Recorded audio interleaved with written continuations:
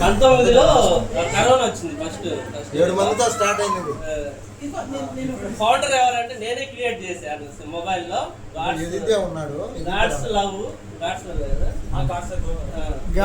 మందిరంలో ఉండాలము, ఇల్లు కూడా పక్క పక్కనే.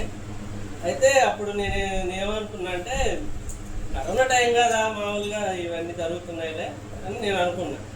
అయితే ఒక మాట బైబిల్లో ఉంది, ప్రవక్త సదోషమందు ఘనతమందు. అంటే ప్రవక్త అంటే ఇంకా మా ఏరియాలో ఉండేవాడు, నాతో ఉండేవాడు, మామూలే అనుకున్నా. అయితే ఈరోజు సాక్ష్యాలు వింటుంటే చాలా ఆనందంగా ఉంది నాకు.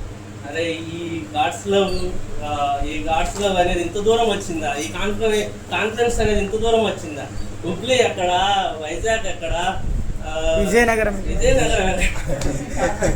అసలు చాలా సంతోషం ఉంది. అంటే మనం తక్కువ, నేను అనుకున్నా ఇదేదో కరోనా టైంలోనే కొన్ని రోజులు ఉంటే తీసేస్తాను అనుకున్నా. అయితే దేవుడు అద్భుతంగా దీన్ని ఇంతవరకు తీసుకొచ్చారు.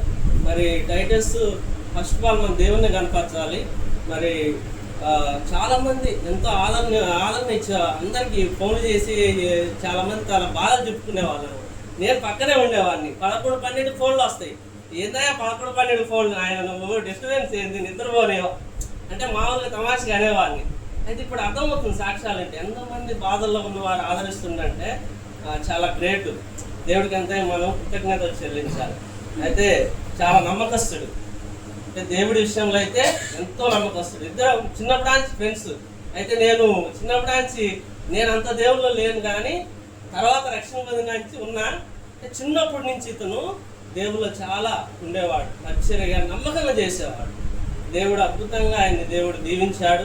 ఇంతమంది మరి ఇతని ద్వారా ఆదరణ పొందుతుందంటే చాలా గ్రేట్ విషయం. అది ప్రార్థన చేయండి వాళ్ళ కుటుంబం కొరకు, అతను సేవ పరిచర్య కొరకు మారుమూల ప్రాంతంలో సేవ చేస్తుంది. ఈరోజు సంఘంలో సేవకులు ఎలా ఉంటారంటే 100 మంది సంఘం కావాలంటారు. 20-30 మంది నమ్మకంగా ఎక్కడ అడవిలో ఆ మందిరం ఇక్కడ ప్రకాశం డిస్టిక్లో ఉంది, ఈబెల్ అనే గ్రామంలో. అడవిలో అక్కడ మరి ప్రతి దేశవారం మరి అక్కడ అంతా ఫారెస్ట్ ఏరియా. అక్కడ బైబిల్ స్టడీకి వెళ్ళాలంటే పందులు వస్తుంటాయి, అడవి పందులు, చాలా ఇబ్బంది అనమాట. అయినను మరి దేవుడు పని కొరకు, పరిచర్య కొరకు అక్కడ 4 విశ్వాసులు ఉన్న నమ్మకంగా సేవ చేస్తున్నారు. అంటే ఈ లోక సముదాయం గురించి ఆయన ఎప్పుడు ఆలోచించి, ఇది పవర్తలు కాదు కానీ ఇది రియల్గా చెప్తున్నా. కాబట్టి నాకు కూడా చాలా గర్వకారణంగా ఉంది.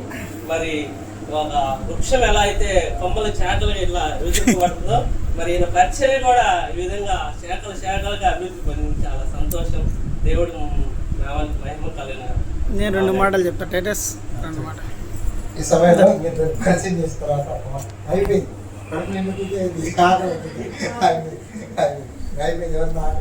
తర్వాత యోనతానంకు చాలా సన్నిహితులు, నిజంగా పెద్దలు. నేను మొన్న ఒకసారి వాక్యం వెళ్ళినప్పుడు చాలా సంతోషపడ్డా. ఏంటంటే చాలాసార్లు నేను వాక్యం చదివా, ఈ మాట నాకు ఎప్పుడు ఆలోచన రాలేదే. అబ్రహాం దగ్గర ఇంతమంది వచ్చాను, కొంచెం అయిపోయింది పంపింది ఫుడ్